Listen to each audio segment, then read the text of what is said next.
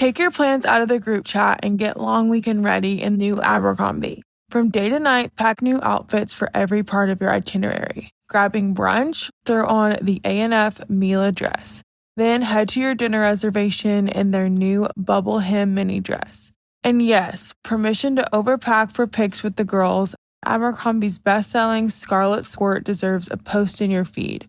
Your plans are worth it. Shop Abercrombie's new long weekend collection online or in store. Every cup of Nespresso coffee is an invitation to transform your morning routine into a ritual you can treasure each and every day. Using the Virtuo Pup, a simple touch of the button freshly brews bold aromas and a rich, velvety crema layer for delicious cafe-quality coffee at home. Whether you enjoy your coffee hot or over ice, every sip, every morning is unforgettable. Nothing tastes like Nespresso coffee. Visit Nespresso.com or our app to explore our full range of easy-to-use machines and coffees not found anywhere else.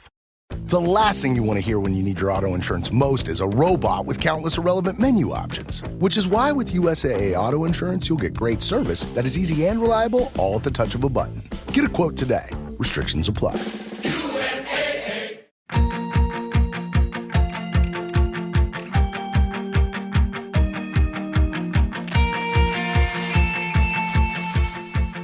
Hello, everybody. Welcome to YAOK. I am Eric J. Brown, and I am here with Alyssa. Alyssa, say hello. Hey, hi, welcome back. Yeah, it's wonderful to be back.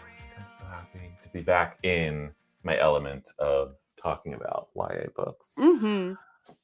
And today we got to talk to Laura Zimmermann about her books, and I love that it doesn't even seem like she's like, no, I want to stay in this genre, because just from talking with her, she has a thriller that came out, but her most recent book is a thriller. The one before that was just a contemporary YA. And then we learned what her most recent project is that she's working on, and that's completely different too. Yeah.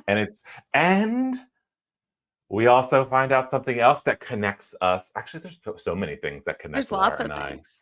Laura and I should be best friends. I think so. I think that I'm going to reach out to her after this. We should be friends. Yeah, this episode I think is like the beginning of your best friendship. Yeah, absolutely. I'm going to be like texting her every day. Oh. I'll be texting her and be like, have you written today? Yeah, she was looking for an accountability buddy. This is how we get it done. She thinks I can't be mean, but I can pretend. I just put on a fake persona and I act mean. I would be a great actor. I think if so. I had a full head of hair, Alyssa, I'd be a great actor. And I've always said that. I've always said that about you. I have. This is our most like Easter eggy intro. Like I am laying all of these little tidbits, and everyone's going to be like, "Oh, that's what he was talking about." Exactly. And if you love this intro, you're going to love the episode even more, because then you're actually going to understand what the heck we're talking about. Yeah. So let's get into it. Let's get into it. For 5 long years, our lives like magnetic fields. You are my universe. You are my universe, and I'm just a planet. Hi, Laura. How are you? Hi, I'm good. How are both of you? I'm great. I'm great. I'm enjoying this like nice, cozy spring day. I love spring because it's a lot of rainy days and it's just the coziest. I'll never put on I'm not putting on a real piece of clothing, I don't think, until June. Okay, I need 2 questions. One is, where are you that it's cozy? And 2, what do you mean by a real piece of clothing? I'm in New York. So it's like rainy. It's kind of cold today, which I don't love, but it's like rainy and gray. And by real piece of clothing, I mean, I think I'm going to be wearing leggings and sweatshirts until June. Okay. You know? I'm in Philadelphia and it is rainy as well here, but I have a little heater next to me, so it is cozy. And you're in Minneapolis, and it is super sunny. It could be sunny. It's sunny. It's super sunny. It could be. This is the great thing about the great and terrible thing about Minneapolis is you don't have any idea when you look out the window. It's super sunny. Could be 90. Could be 90 below. Like you don't. It's just. It has this. There's this sort of this lie of the sunshine, because sometimes on the coldest days it is just frigidly, horribly Mhm. cold. And so you keep feeling like you need to be out there, and then you go out there and it And is you're just a like, bad idea. Bad idea. I hate sunny days when there's snow on the ground. There's ugh. nothing worse for me. I'm like, I think if there is snow on the ground, it needs to be overcast. I don't want to be blinded by that reflection. I want to feel like I'm supposed to be inside. I don't No, want. no. Snow on the ground and sun is at least really pretty because it looks so clean. Yes, I it mean, it's does. like for I'm one day it Philadelphia. looks clean. Yeah. Oh, okay, so it never looks. That's the only time Philadelphia looks clean. Yeah, actually, it is. When it's actively snowing, because then 2 hours later, everybody is out driving around Yeah. horribly. Muddying it up. Yeah, exactly.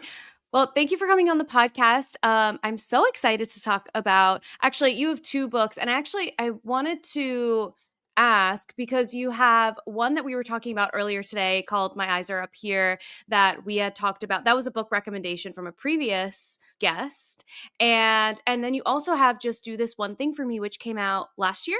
23, August of 23. 23. Okay. Mhm. They're both really different. And I guess we should start with actually My Eyes Are Up Here because that's what led us to you. And the whole concept is, I love it. It's so interesting and so different. And I'm a sex and relationship coach, and I talk a lot about like shame and people really accepting their bodies for what they are. And so I'd love for you to give some background on My Eyes Are Up Here and what the story is about for our readers. Okay, I'm going to first say that I followed your producer Matt's directions to an absolute T, and his directions were don't prepare. You don't Oh, need to you prepare anything. So just so you know, it has been a while since I've tried to give an encapsulated version. I'm really bad at encapsulated versions of anything anyway. I Like am it's been too. I think Same. it's just an 352 author pages to curse. tell We the can't do story, that. and you wanted me to tell it in a paragraph. I know. Right. So My Eyes Are Up Here follows it's a first person narration, and it follows our main character, Greer Walsh, who is a sophomore. Was she a sophomore? She was a sophomore in high school. It has been a while.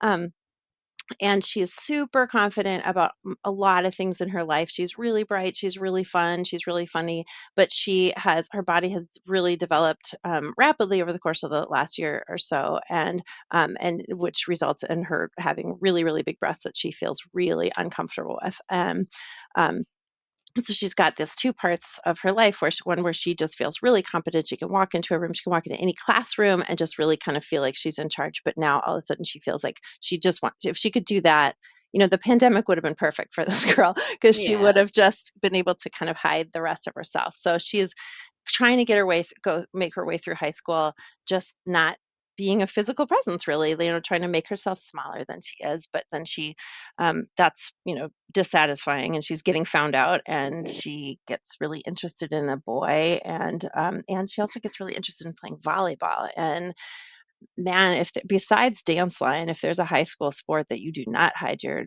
body in as a girl, I think it's volleyball. You're just kind of Mhm. you're out there. So anyway, so it's just kind of about just her place in time, and just trying to feel comfortable with all of the parts of who she is. Mhm. I love So what that inspired story. you to write that specific story? I Yeah. mean, I'll just be completely frank, my own boobs.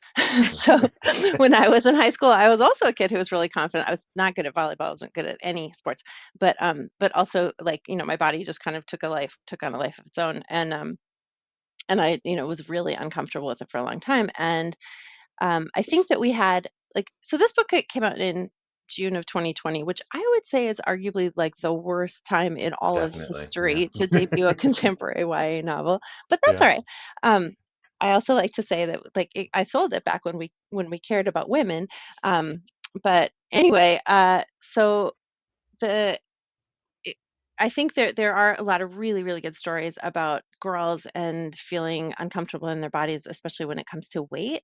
And I think there's just so many aspects of that story. So one of the things that I really, really appreciated about this book, I both appreciated and didn't appreciate, is, and I'll tell you why I didn't appreciate it in a second, is that it sort of was an open invitation to everybody to talk to me about breasts, Yeah. like everybody, not just, and it was people I knew, people I didn't know, men, women, like old, young, and they'd be, and oftentimes the thing that they that women would say to me would be, "Well, I have the opposite problem." And I'd be like, "There is not an opposite problem. It is Yeah. exactly the same problem because it's people told you that your body's not the shape it should be or that your dimensions are not the dimensions they should be." And so the reason I say that that's also like not a welcome thing is because it's still uncomfortable. Like I Mhm. mean, it's still it I didn't I'm not Alyssa. I didn't feel like, I still have all of the, Scandinavian Midwestern baggage that I came Yeah. with. So I've just but it's good. Like, it's good too, just to kind of walk into it, to have, someone's grandfather say, "Yeah, my granddaughter really has this issue." Like, "Okay, You know grandpa."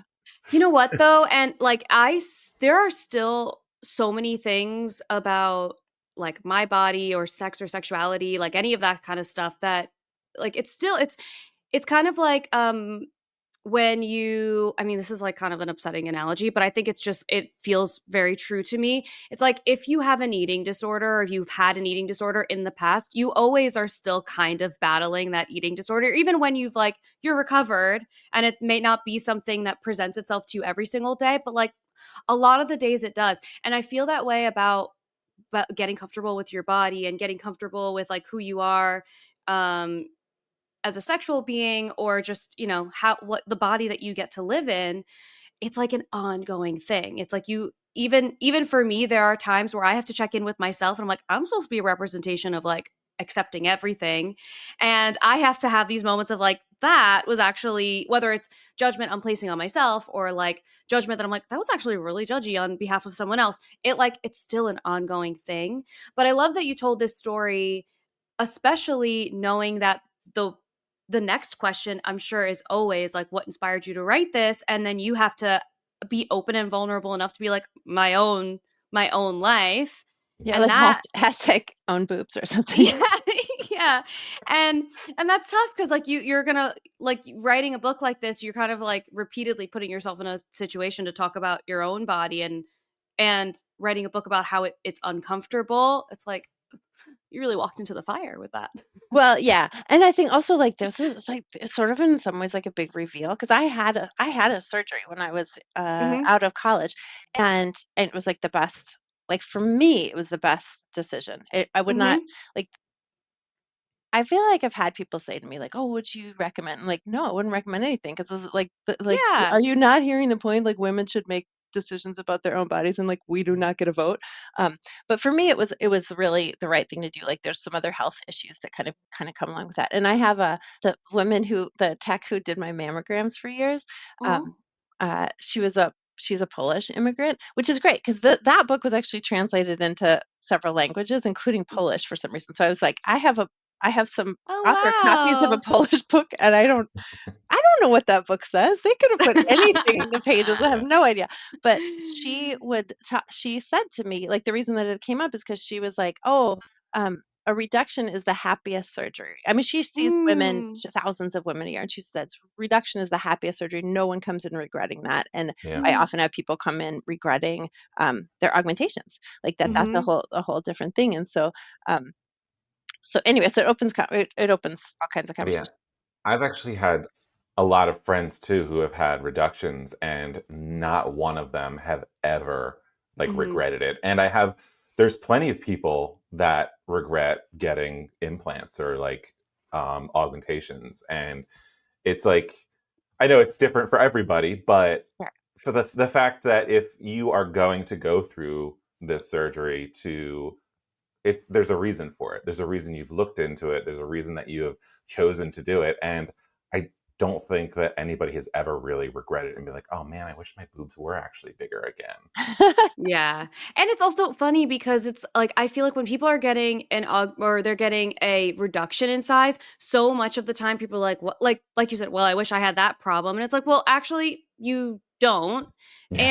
And and also it's great that you wish you had this problem, but I don't want to have this problem Yeah. anymore. So it's actually like it's not like everyone is welcome to do the things that they want to do, but the response that people have to one versus the other is so interesting. And it kind of is like, if your response to somebody getting their breast enlarged is, that's so exciting, good for you, amazing. But then when someone is getting the reduction, it should be exactly the same, because if the point is you're doing the thing that is right for you, the right choice for you and your body, and makes you feel happy and comfortable, like if that's the intention, then that's the intention fully through.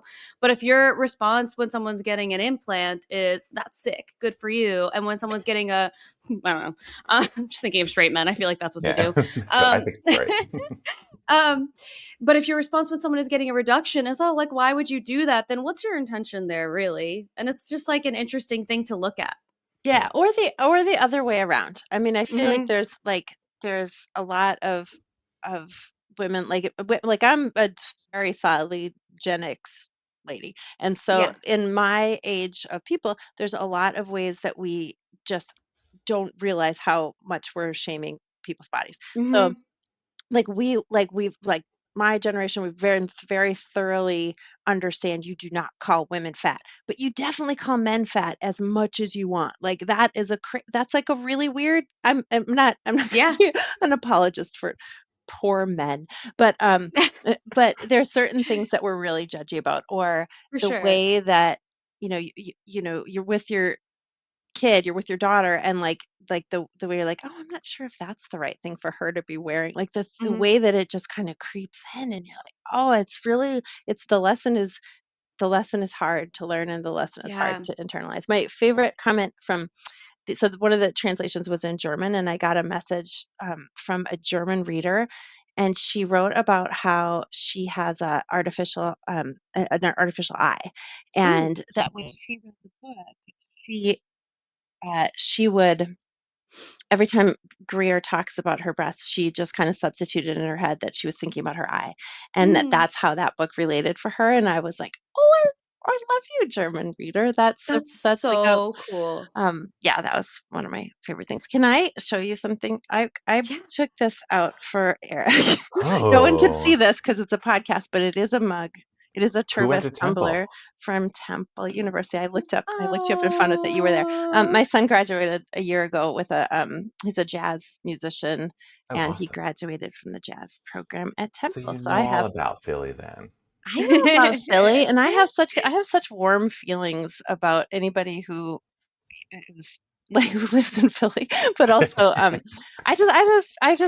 have really really good feelings about Temple, good feelings about that campus and the people who kind of make their life there and their way there. So Yeah.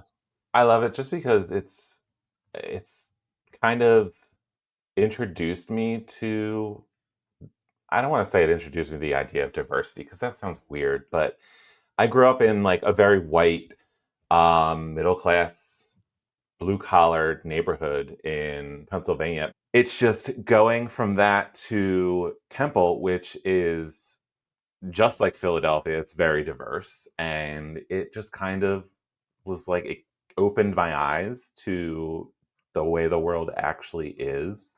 And I love that. So like now anytime I go somewhere that does not feel like Philadelphia, that's diverse, it like immediately clicks in my head and I'm like, oh, this place is different. I'm not Mm. used to this.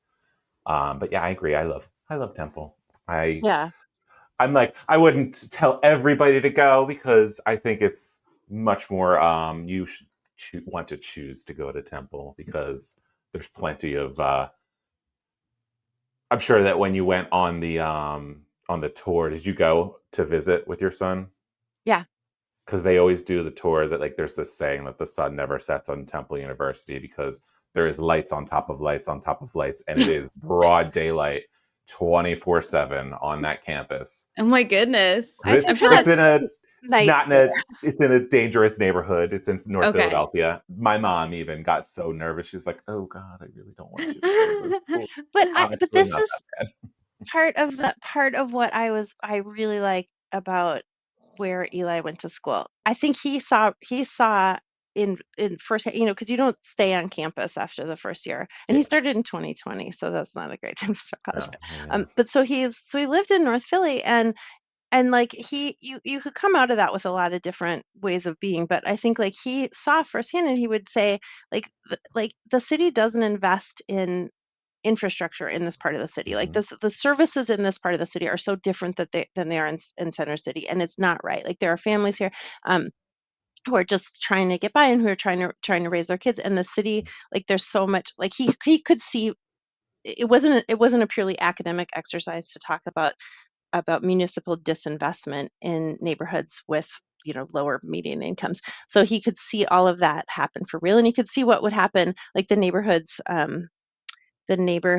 has a complicated relationship with the university because the university wants to buy up stuff, and the neighborhood's like, well, this is where we live. Could you have your people not just come in for 9 months of the year? And so anyway, so I think it was a good experience for him to be there. And he is not in Philadelphia anymore, but we'll have some love for the city of brotherly love. He'll move back. I know it. He'll move back. Does everyone? You can't get away from Philadelphia. Yeah, everybody wants to go back to Philly. All right, I side rail this. I'm sorry.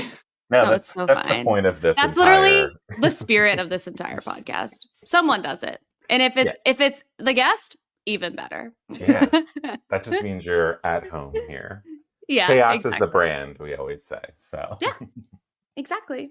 And actually, that's a great segue because you said chaos. So when Eric writes his books, I'm not a writer, so I don't know. The process of writing is something I learn on this podcast all the time.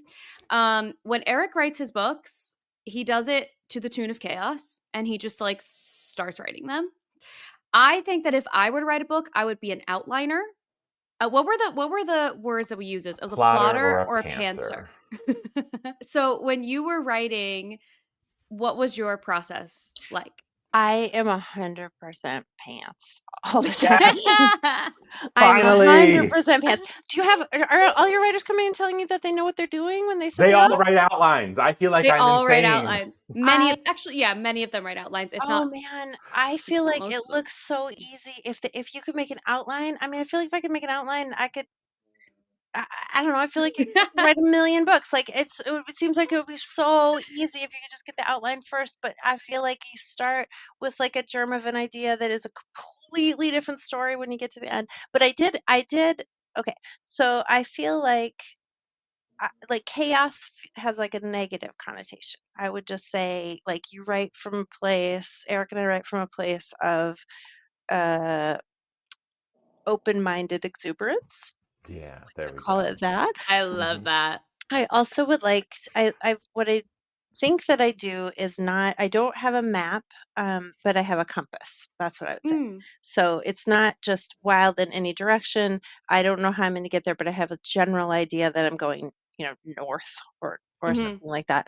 But it does mean that you create, Eric, for you, does that mean that you generate so many more words than you need? Absolutely. I am working on my first thriller, which is supposed to come out next February, I think. And one of the most recent drafts had like 110,000 words. And my editor's like, listen, the story's here, but we need to cut at least 10,000 words out of this now. And I'm like, how? Right. The book that I'm working on now is, it's contracted as 65,000 words, and I have 85,000 words, and I do not have a middle or an end. There's going to be a lot of it. And I wish when I cut all the other stuff out, I wish it could just be a whole, let's use this as another book, but I don't think that's how it's going to work. My editor, I think from early on talks about it as like you're building a block of marble, and then you're going to kind of carve your story out of that. And I think that makes it sound really nice. Like I feel like I'm Da Vinci instead of feeling like I'm just wasting an enormous amount of words. Yeah. The other thing is like when you're doing the editing and then all of a sudden like you have to rewrite it, and you like I have for my third book, the first draft I think was like 90,000 words and maybe a little bit more, and then the second draft was 105,000 words, but I had cut over 80,000 words, so I had completely rewritten the entire book. Holy cow! And that was with an outline, by the way, because I had an outline, because that's the only way they would buy it, is if I had given them like, this is what happens in the book. and I had tried to stay to that outline, but of course I am who I am. And I was like, "Ooh, this is a cool plot point. Let's follow that." And my editor's like, "No, no, no, no, no. It's not that. Go this way instead." Reeling you back in. And Did so you, I what think is, even after that, I had to rewrite it again, and it was like 50,000 new words that were on that. how close does the finished book match the original outline? 0. Maybe the beginning. It's usually the first, maybe I would say 50 pages will be part of the outline, and then the end, and that's it. Everything in the middle is all new stuff. And then there'll be like 1 or 2 scenes. So I would say probably less than 25% of the book is from the outline. Right, but you got them to pay you, so sucker. Yeah, But exactly. tell me, how do you keep moving? Like, if I don't force myself, I could reread and rewrite the first couple chapters 1,000 times and never move on. So how do you keep yourself moving ahead? I don't. Do you edit as you write? Because Hmm. I don't do that. I start writing, and I do not, unless I take a break. I will not reread anything that I have written. I'll have tons of mistakes, and I will, even when I'm like creating some new plot point, I'm like, oh, this kind of counteracts something I said before, but this is important, so I'm going to keep it in, and then I'll go back and edit that out. And then once I'm finished, I will go back and reread it and try and clean up those little things that here and there. But I don't edit as I go at all. I'll do probably, maybe I'll read like a paragraph or two of what I had written when I left off the day before, but then I only reread if I need to like find the voice again, or if I have been away from my computer for like 2 months or something. That's the only way I can do it. Okay, I have to really try to force myself not to just keep. I'm going to make this chapter perfect before I even know if I can keep this chapter. It's probably not the best. That's you definitely can't do that then, because you don't even know if that chapter is going to be in there at the end. I know. That Then it's would like, I would be doing the same thing, Laura. Like, part of my job is also just like content creation stuff. I can't tell you how many times I go to my own profile and just like look at it to see if there's something I can change. And I'm like, what is the experience of people coming to my page? I'm like, no one is doing this except me. So I would be doing the same thing. I'd be Here's rereading 800 times. here's what you're doing. This is how I'm going to put it into context for you. You are Yes. rereading your sent email. Don't do it. Because what's the point? You can't take it back. I That's mean, a you can when great you're writing, but analogy. for like when you are sitting down to write, think of it like you just sent the email. Whatever is there has been sent, and you're like, well, I can't take that back until somebody replies, which is the next The draft. editing process. I just Wow. came up with that right now. I like it, except Wow. I do reread my sentence. Oh yeah, I do too, but And I'm you can't either take it super back. proud of myself or I'm just horribly ashamed at what I've. I feel like everybody rereads their sent email, and they're like, shit, I spelled that wrong, or I said that entirely wrong. Ugh. Okay, Oh my I'm gonna God. stop. This is helpful.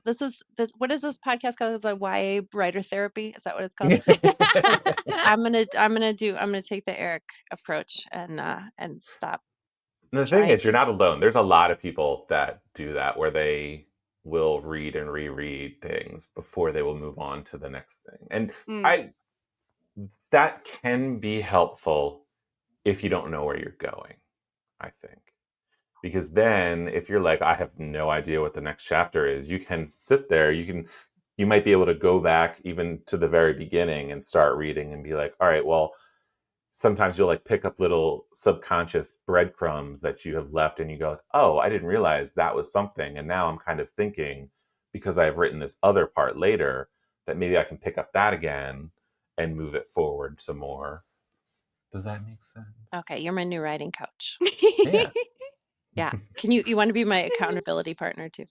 Yes, I just I let me love an know when you need to accountability sit down partner. to do a writing sprint, and I'll be like, I'm setting a timer.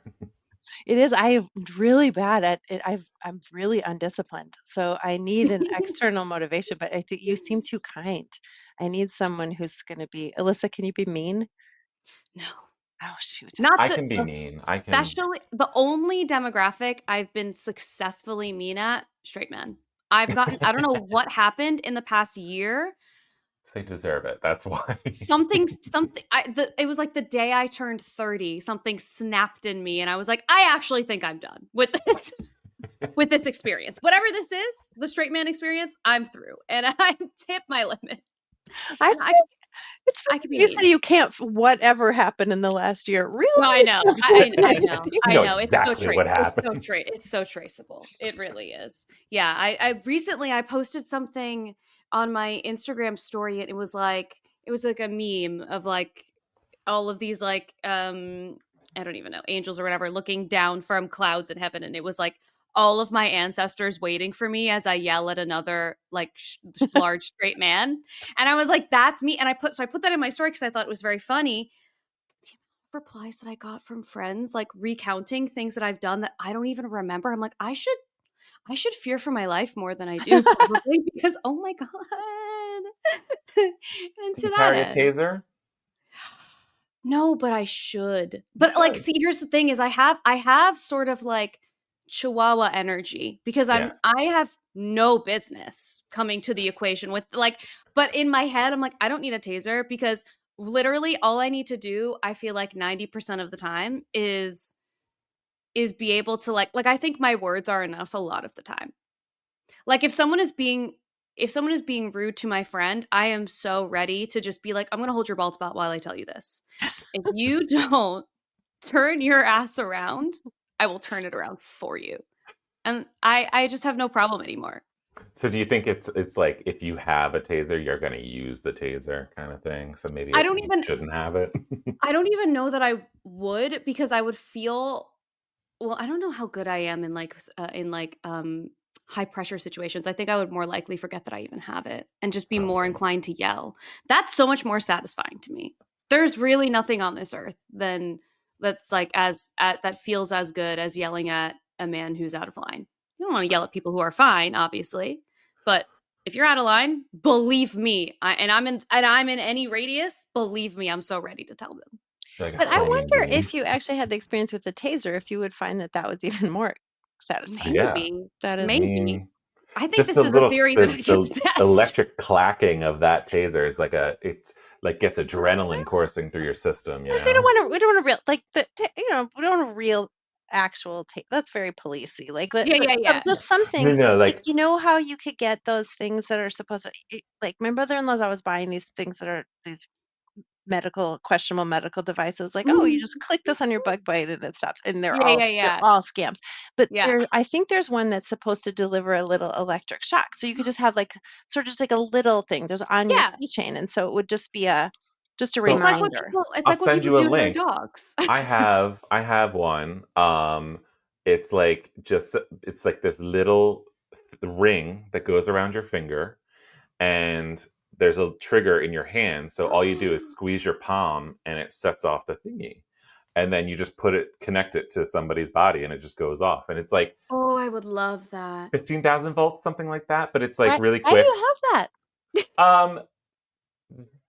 My house has been broken into a few times, and it was by somebody who was not well mentally, and so she was just squatting in the house next door, and I didn't want to hurt her in any way, but like if she tried to come back a third time and attack me, I was going to be like, okay, well, I have this, at least get away.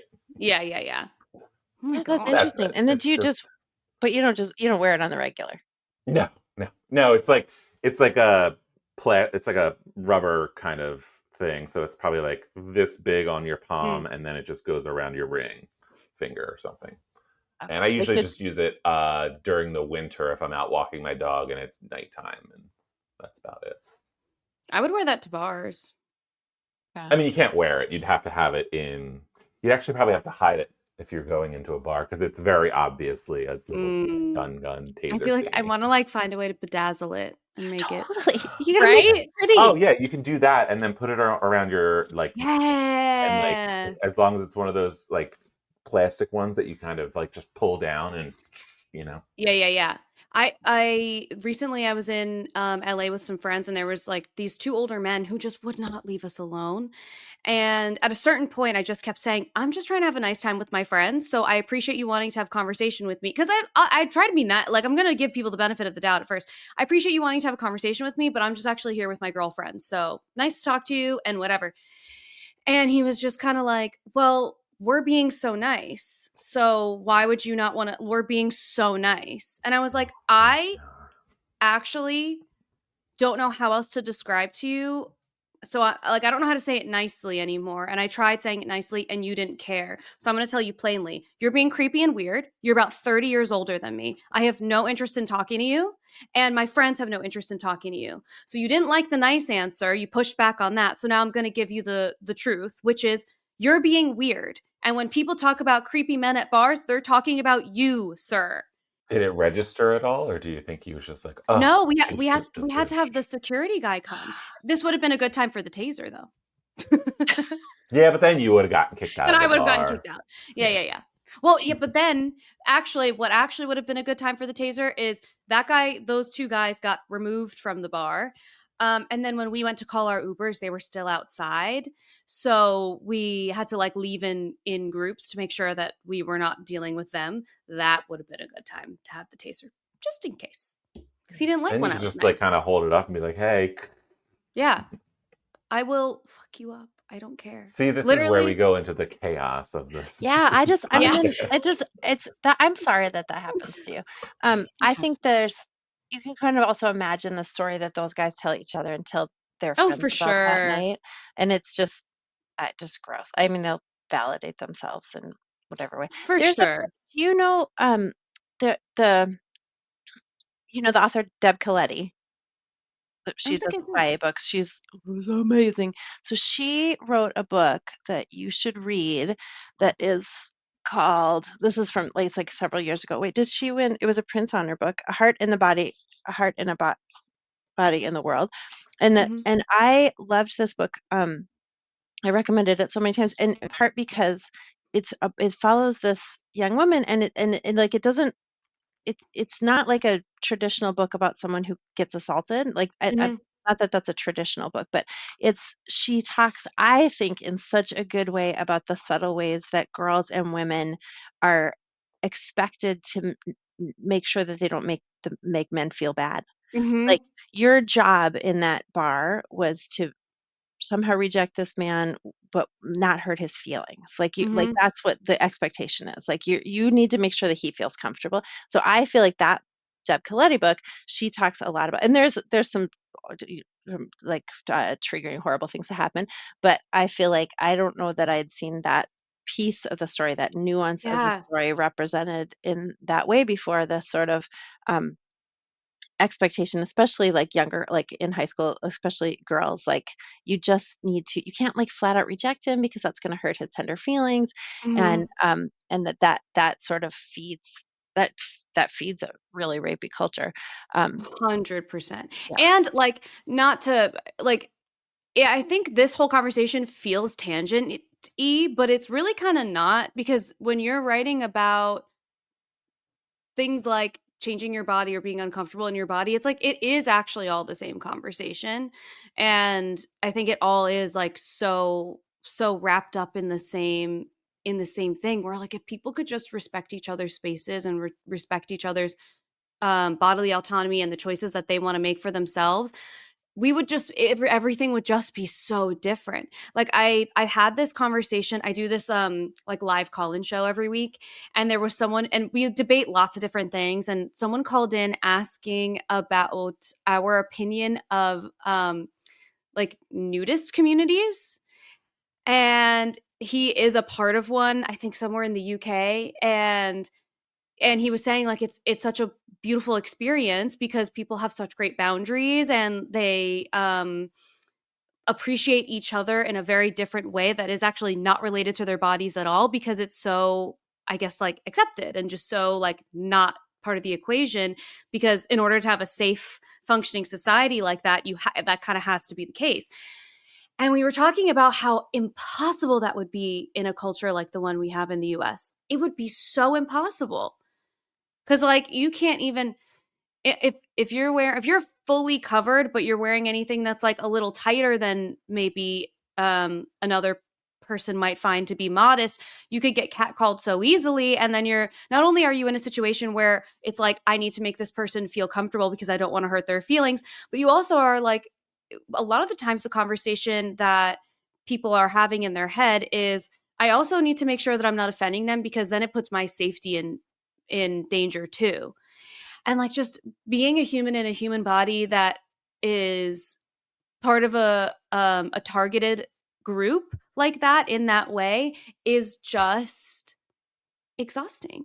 And in that same breath, I'm saying this as a white woman. So like I'm not even the main, the biggest target here, or like the biggest at the biggest risk of these kinds of conversations and like this kind of thing. But all of these stories are so important, and they're so important to be shared and told, which is why even having my eyes up here be told, especially from a high schooler's perspective. And then now when you were talking about, we were talking about your son a little bit, I was thinking about this even before you brought up that you had a son, but the relationship that women have to their bodies evolving after they have children, where the parts of their bodies that are, it's like you go from like being kind of embarrassed because changes are happening and it's like, I don't know what's going on. And then it's like sexual, but like the jump from here to there is like shocking. And then it's like life-giving. And it's like just the way that we have to find a way to relate to our bodies in all of these different stages of it is like, oh my God, whiplash every decade of our lives. This is a message from sponsor Intuit TurboTax. Taxes was getting frustrated by your forms. Now, Taxes is uploading your forms with a snap, and a TurboTax expert will do your taxes for you. One who's backed by the latest tech, which cross-checks millions of data points for absolute accuracy, all of which makes it easy for you to get the most money back, guaranteed. Get an expert now at TurboTax.com. Only available with TurboTax Live Full Service. See guaranteed details at TurboTax.com/guarantees. This episode is brought to you by Atlassian. Atlassian makes the team collaboration software that powers enterprise businesses around the world, including over 80% of the Fortune 500. With Atlassian's AI-powered software like Jira, Confluence, and Loom, you'll have more time to do the work that matters. In fact, Atlassian customers experience a 25% reduction in project duration per year. Unleash the potential of your team at Atlassian.com. Atlassian. It's time to rewrite the vacation rules. With Royal Caribbean, your family can look forward to just about anything. Break the thrill barrier, roaring down the tallest water slide in North America. Jump into breathtaking jungles and jaw-dropping coves. Vibe off the charts on our private island Perfect Day at Coco Cay. And end the day knowing things are just getting started. Because this isn't just any vacation. This is all the vacations. Come seek the Royal Caribbean. Ships Registry, Bahamas. Do you know too much about your favorite musician's pet cat? Are you maybe one of those people that just has to watch every TikTok and Instagram reel from your favorite actor? I don't know. Kind of sounds like you have a parasocial relationship. Well, if you're curious to learn more about how these kinds of relationships form and function and how we find meaning in them, you should check out the newest season of In Defense of Fandom. For Season 3 on the podcast, we'll be taking a deeper look at the relationship between creators and their fans. In the era of social media, fan conventions, and constant access to our fandom's favorite actors, parasocial relationships abound. In Season 3, we're taking a deeper look at this phenomenon, and even branching outside the world of TV. As the host, I'm especially excited to dip my toes in the world of music and fandom, so I hope you enjoyed this new season, launching April 1st. You can find In Defense of Fandom wherever you listen to podcasts, part of the Geekscape Podcast Network.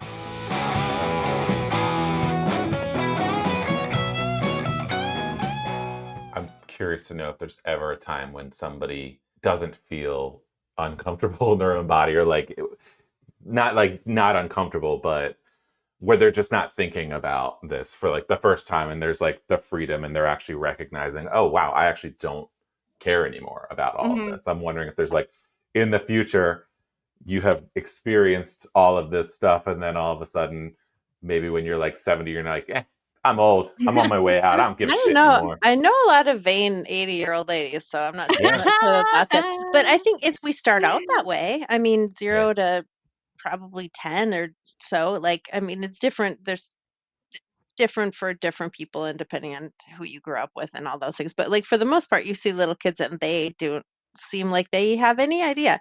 But Mhm. they're also still so thoroughly embodied.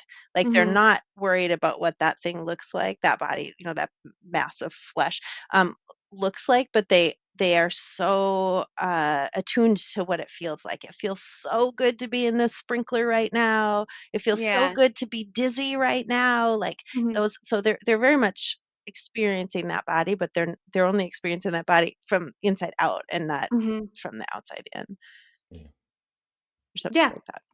That's I think that makes so much sense. And a lot of the like our influences inform how we think about our bodies, and I think the key is always going to be striving for acceptance, self-acceptance, and less judgment, and like curiosity over judgment, and accepting that it's going to just evolve over and over again, because our bodies are the thing that carries us through life, and it's so special, and we just have really complicated relationships with them, especially when for I think I mean, I don't want to like discount the experience of being in a male body, but a woman's body just does so many different things that it just feels like a totally different experience to live in that. Like, I don't know. Everything from like your like going through the hormonal changes, like having your first period. Oh my god, like having your first period and having it's never going to be at the right time. It's just a mess.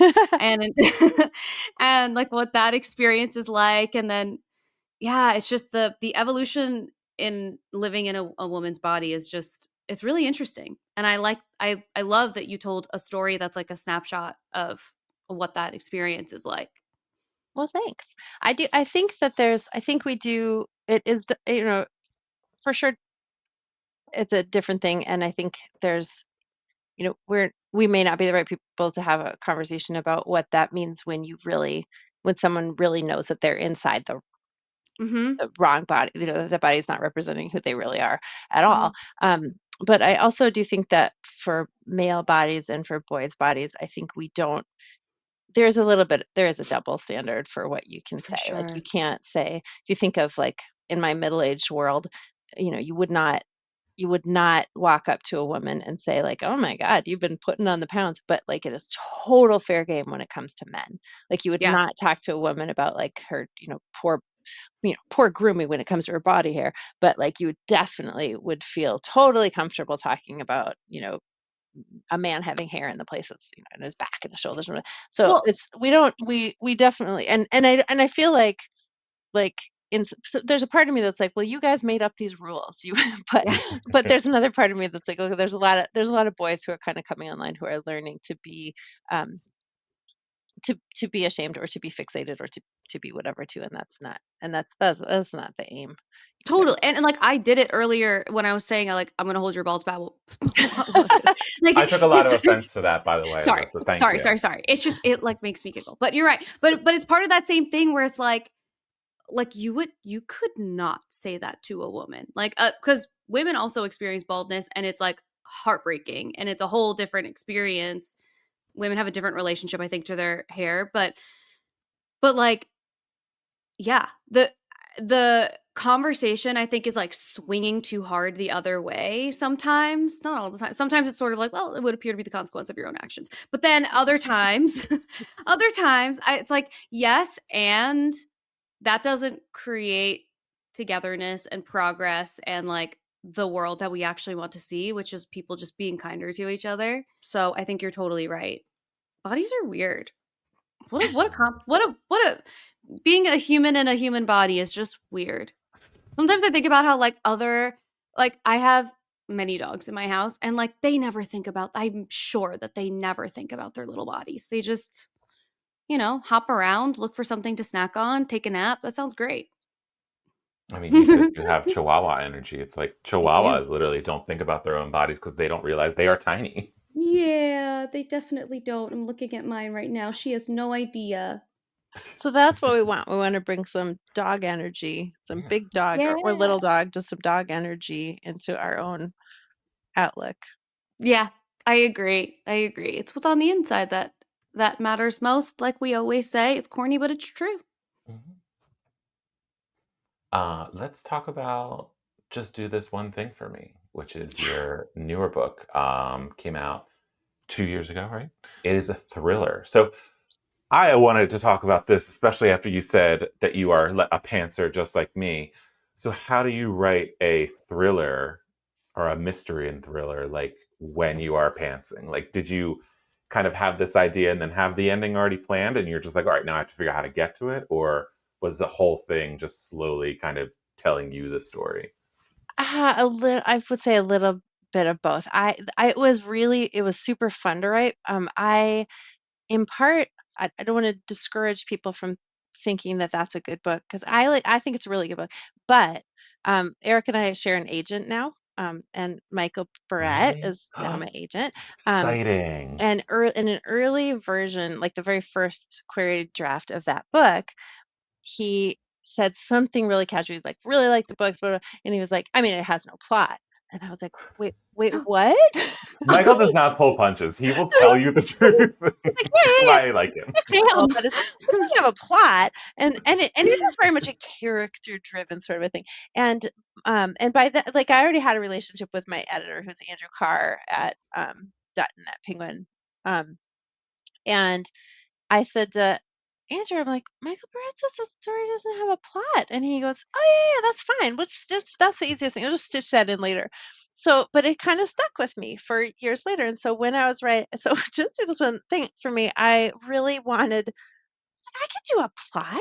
I absolutely could do a plot. So I just plotted the shit out of that book.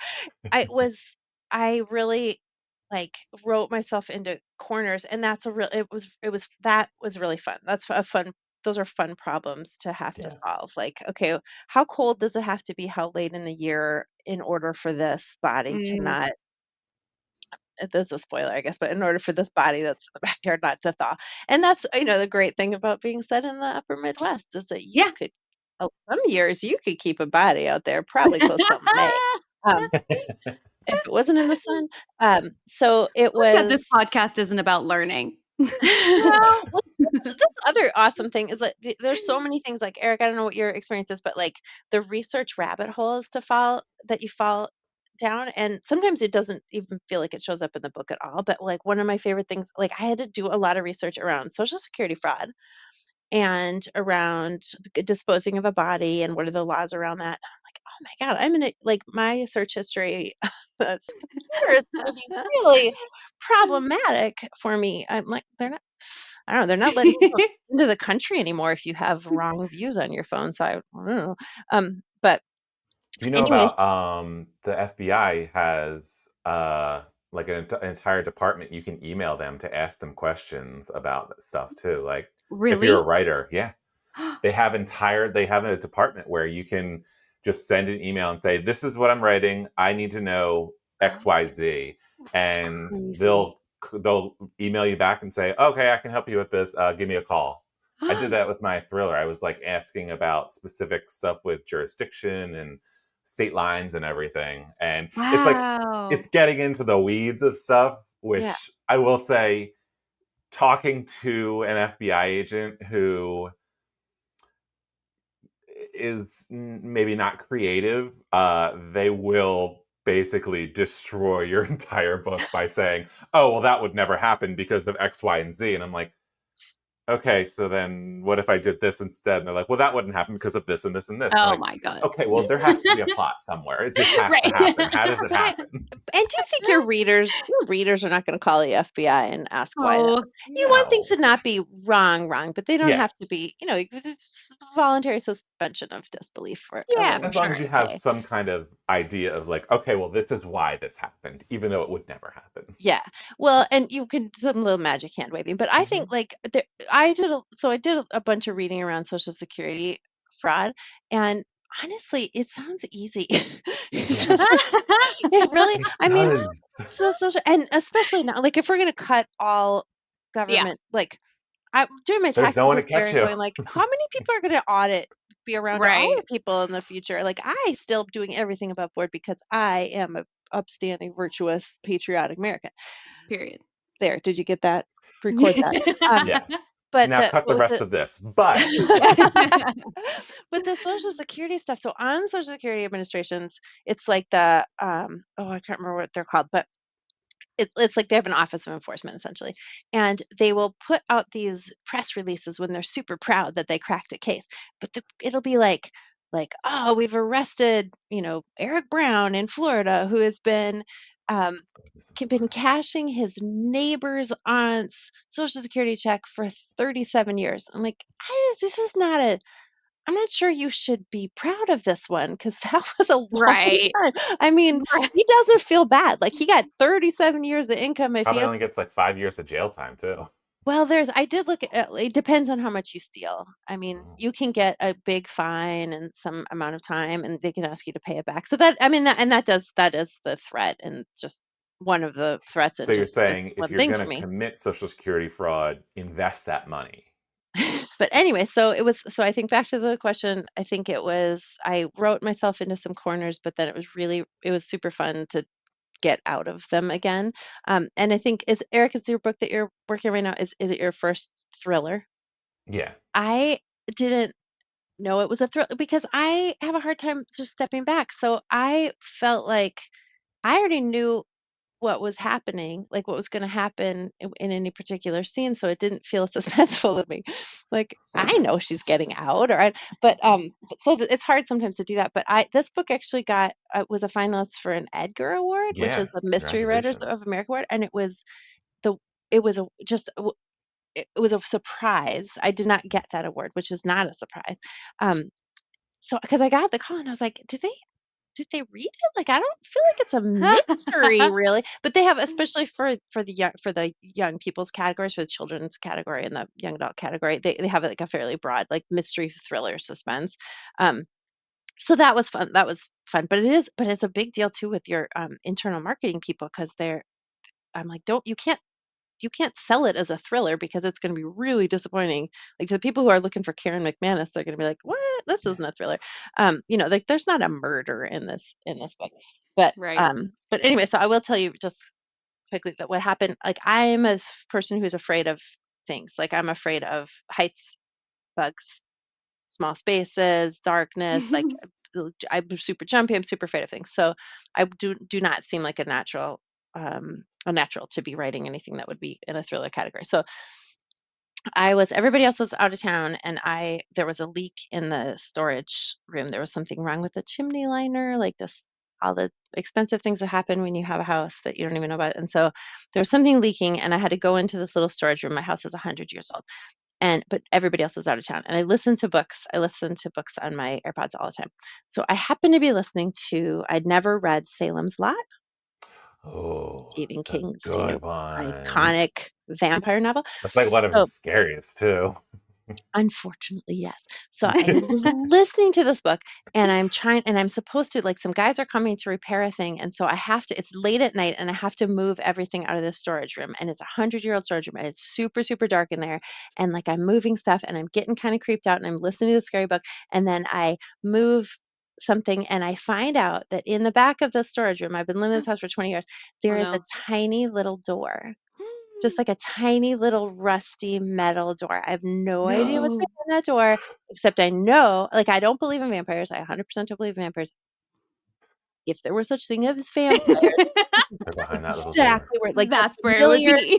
came to Maine. They found like little tiny metal doors to put the vampires in, and so I am not comfortable. So I take out my AirPods. I put on some Kid Cudi music, like that will scare away the vampires. Anyway, Yeah. so it was like in this moment, I put a headlamp on and I called a neighbor and I FaceTimed her so she would know. I don't know what she would have done. Like she couldn't hurt the vampire. But anyway, That is the moment that I got a text from my editor that says, "Congratulations, you have been nominated for your thriller." I'm like, Hilarious. I am a fraud. I am totally a fraud. Anyway, Eric, I hope you have that same experience, but just the vampires. I mean, I like scary stuff, but I'm easily scared. You named basically every single fear that I have. I'm not bad with bugs. I'm okay with bugs. I just don't like the creepy crawly ones. They're the only ones How I about don't like. frogs? Anything with more than 8 legs, I hate. I'm cool with spiders because they eat insects, but I don't like them in my house. So sometimes, depending on how big they are, I will be like, "I'm sorry, you're trespassing." And You're trespassing. like if they're like little ones, I'll be like, "Okay, go away, go away." But if they're like fat and hairy, I'm like, absolutely not. So, Look at that. but I like He's scary body stuff shaming and spiders. He didn't learn anything from this whole podcast. Yeah. fat, hairy spiders. It's the hairiness. I get jealous, so I just have to take them out. I get jealous.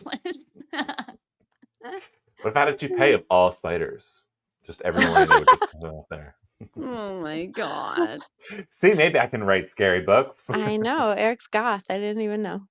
I think I've said this multiple times already. I had to dial back the ending of my thriller because it scared my editors too much. Really? I had to change it 4 times, and on the 4th time, they started highlighting things saying, "This should be cut. This should be cut. This should be cut. This should be cut. This should be Because cut." of And I too was like, scary? Is it YA? they said it was too intense. Yeah.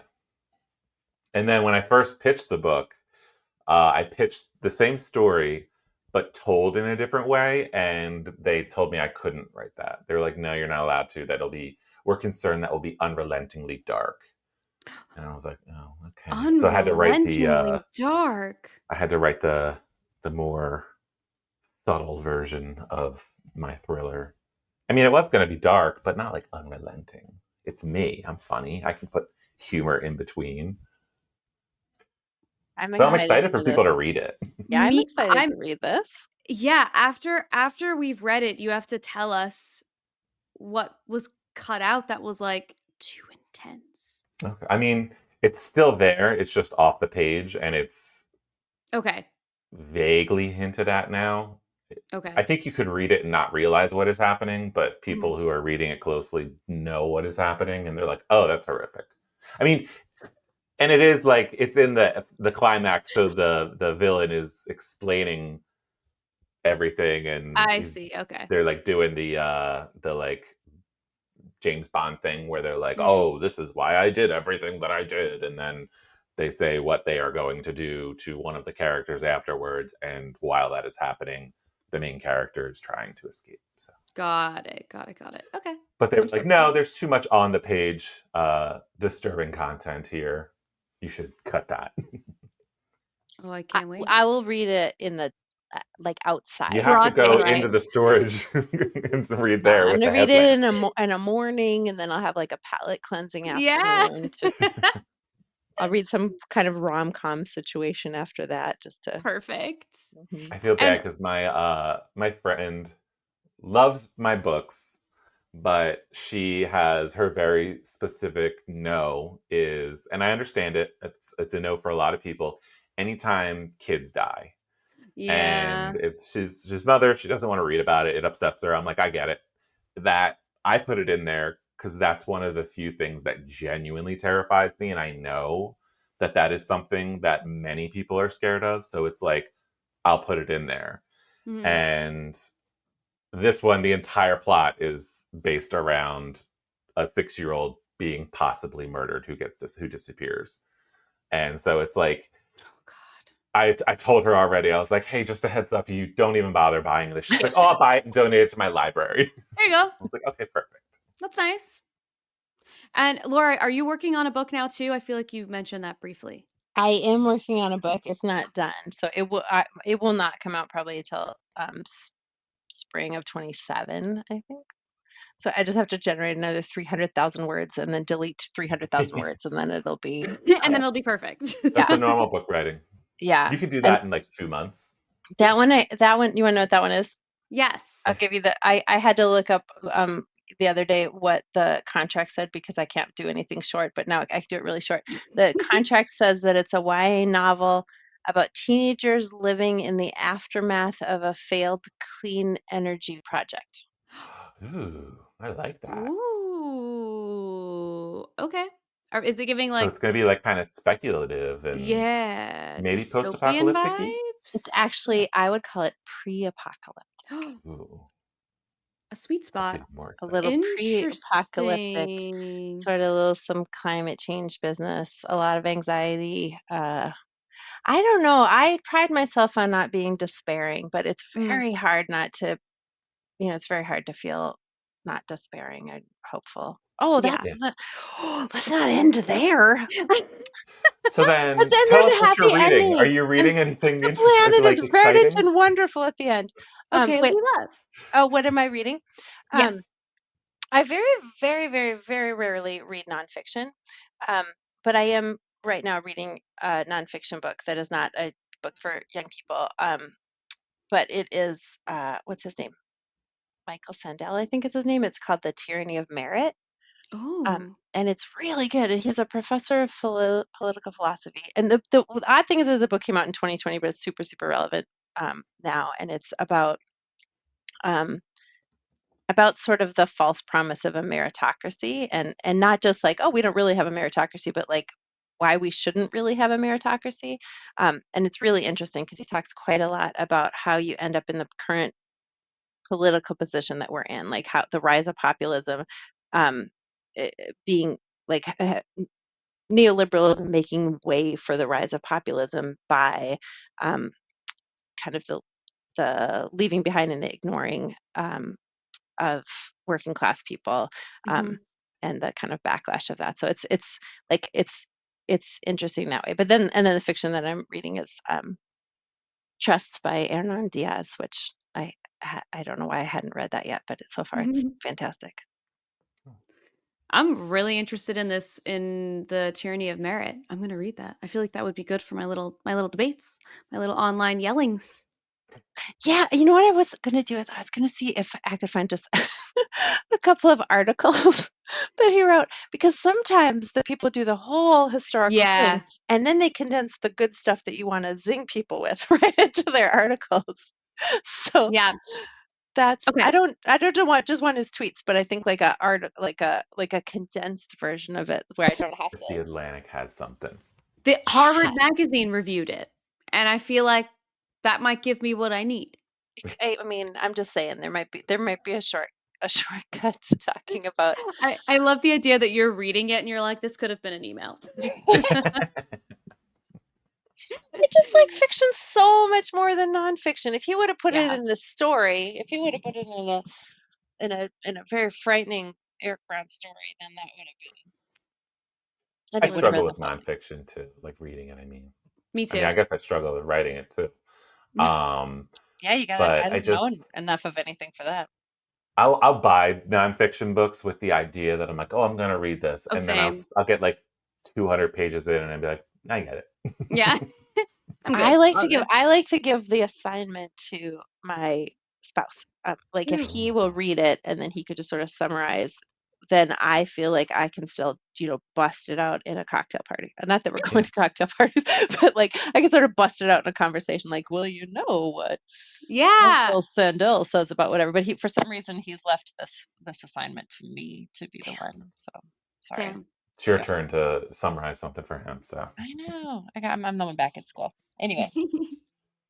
Well, Laura, this was great. Thank you for coming on. And Thank you for having me. we will be sure to have you on in 27 when your pre-apocalyptic climate change book comes out. I'm excited for that one. You know what? What if climate disaster? What if 2027 is post-apocalypse? I mean, what if listen, I sold my really post-apocalyptic virus book in 2020, so yeah, I think it's gonna happen. Eric has intimate experience with that. Okay. You just never know. It's gonna be great for your book sales. We're gonna cross all of our fingers and toes while we have them, and we're gonna hope for the best. While we have them. Thank you so much for having me. Thank you for being interesting question askers and question answerers and readers and defending people in bar fights and all of those things that you do. Ready. Thank you so much, Laura. When she asks me how far we can take it, I tell her we can take it across the entire universe. You are my universe, not just a planet. I loved that episode. I love Laura. She cracks me up. And we had such a great conversation. We went all over the place in like the best way possible. It was so great. Yeah, I love it. Can't wait to read her next book too. I know. And I like you said this in the intro too. I love that she's like trying out all these different kind of hats in her writing. And so we get to have Laura in all flavors, you know? That's that connection I feel with her. Not only is she a chaotic pantser, but she's like, no, I'm not going to be doing just one genre. I'm going to jump around. It's like you can have it all. I feel that connection with her. So yeah, you can have it all by all means. My best friend, Laura Zimmermann. Yes, exactly. What are you reading right now? I am finally reading Mr. Magic after you have recommended it many times. Yay! And I am probably, I think I only have like 100 pages left of it. Oh my gosh. What do you think? How do you like it? I like it. It's the kind of like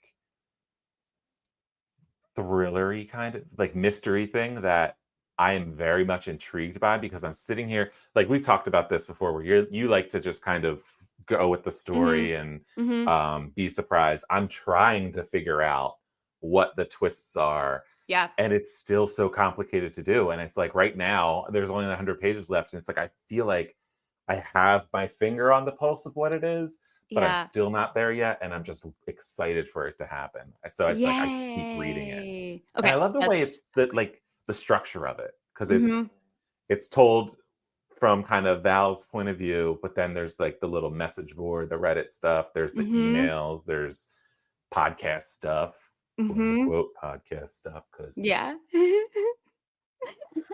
anyway, really enjoying great. it. It's really great. I'm so glad that you like it. I'm so glad that that's what you're reading. Yay. Okay, good. I'm so glad. I am reading, I think it's called, The Only House in the Pines, I think.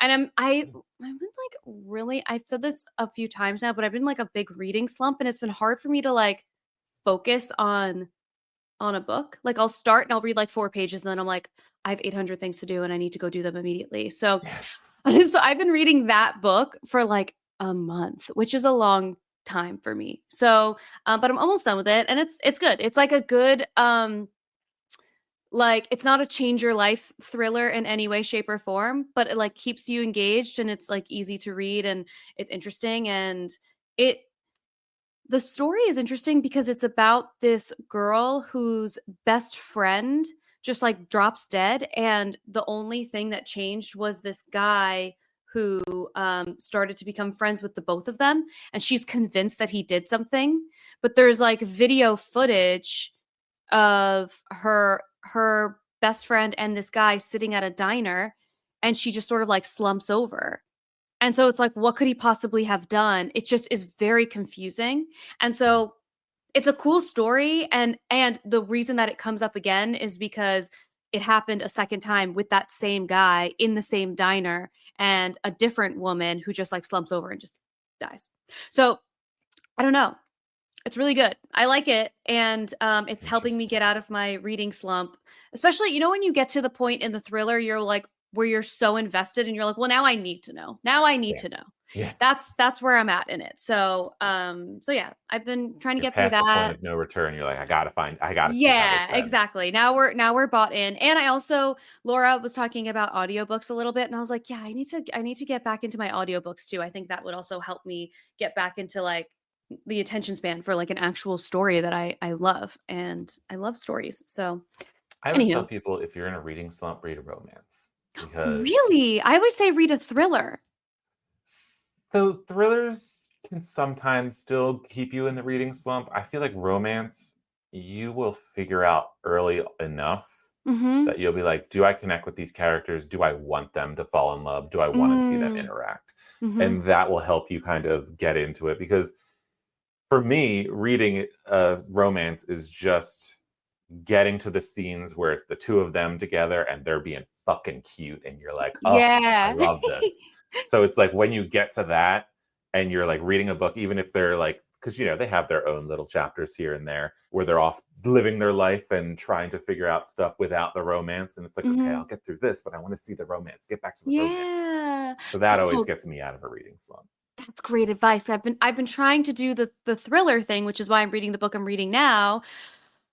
And it hasn't been working that well, so I'll try romance. I'm gonna get through this thriller, book. you have to connect immediately. You have to like from page 1, you have to be like, ooh, I want to see where this goes. Which you have to care. Isn't every thriller. Some thrillers take a little bit. They build, so. Yeah, that's great advice. Well, for anybody who's listening, if you let us know what book you're reading now, also let us know, what do you think is the kind of book that you would recommend to somebody if they're in a reading slump? Do you think thriller or romance? Out of a reading slump. Yeah, I would love to know. I would love to know. So follow us on YAOK Podcast on Instagram and let us know. We'd love to hear from you, and we'll catch you in the next episode. Bye. Bye.